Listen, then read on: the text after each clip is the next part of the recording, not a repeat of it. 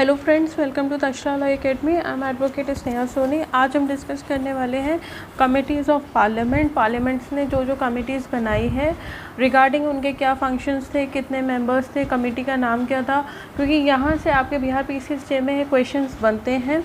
तो let's begin with it. तो सबसे पहले हम देख लेते हैं, एक चार्ट फॉर्म में बनाया है।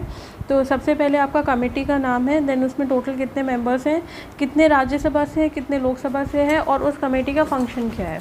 तो सबसे पहली कमेटी है public accounts committee. Total 22 members हैं, 7 from Rajya Sabha and 15 from Lok Sabha.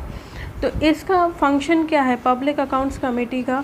इसका फंक्शन है एग्जामिन करना जो भी कैग की रिपोर्ट बनती है, ऑडिट रिपोर्ट जो भी बनती है कैग की, प्लस जो भी एक्सपेंसेस इंकर किए जाते हैं through the ministers.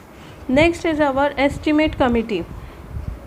Estimate committee में टोटल मेंबर्स आपके 30 हैं, लोकसभा से होते हैं। Advice the government about this financial policy.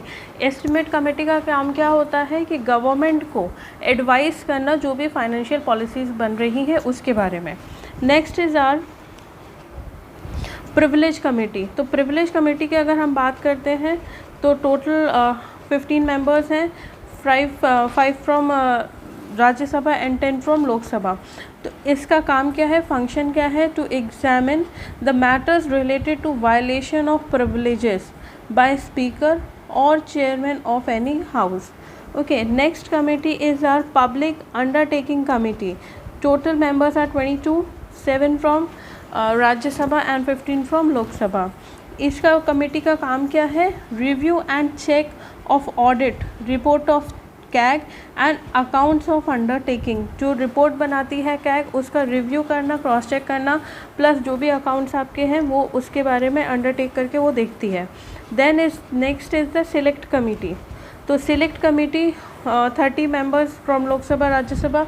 Review of ordinance and bills, जो भी बिल्स या ऑर्डिनेंस बनते हैं उसकी रिव्यू करता है। Next is joint select committee. Total members are 45, 15 from Rajya Sabha, 30 from Lok Sabha and इसका फंक्शन सेम है, review the ordinance and bills. It is same as our review the ordinance and bills. Next is business advisory committee. तो इसमें total members आपके हो जाते हैं 11 from Rajya Sabha and 15 from Lok Sabha and इसका function है recommendation for determining the time of government. जो भी गवर्नमेंट टाइम देता है उसके बारे में रिकमेंडेशन बनाते हैं ये। Then next is committees of on rules. तो 16, 15 इसके मेंबर्स होते हैं from Lok Sabha and Rajya Sabha respectively. To think on the matters, function क्या है? To think on the matters of conduction and process of सभास। तो जो हमारी राज्यसभा लोकसभा दोनों के बारे में ये बात करता है कि किस तरह से मैटर को कंडक्ट करना है।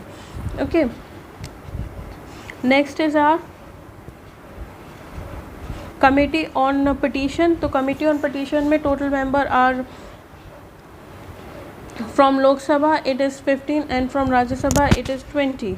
एंड कमेटी पिटीशन का फंक्शन क्या होता है? To check every petition and inform the Lok Sabha about those complaint which are state in petition.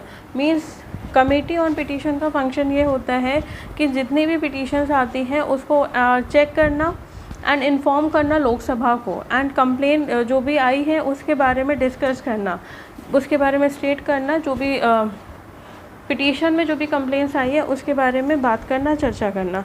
Next कुछ इंपॉर्टेंट टॉपिक्स हैं जिसके बारे में आपको पता होना चाहिए। सबसे पहले है article 76 which talks about the attorney general of India. Article 10 जो बात करता है आपका voting in house and power of houses to act notwithstanding vacancies and quorum.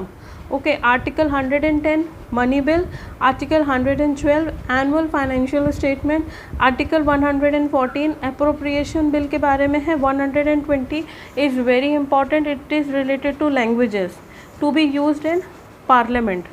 148 is CAG and 315 is about the Public Service Commission for Union and State.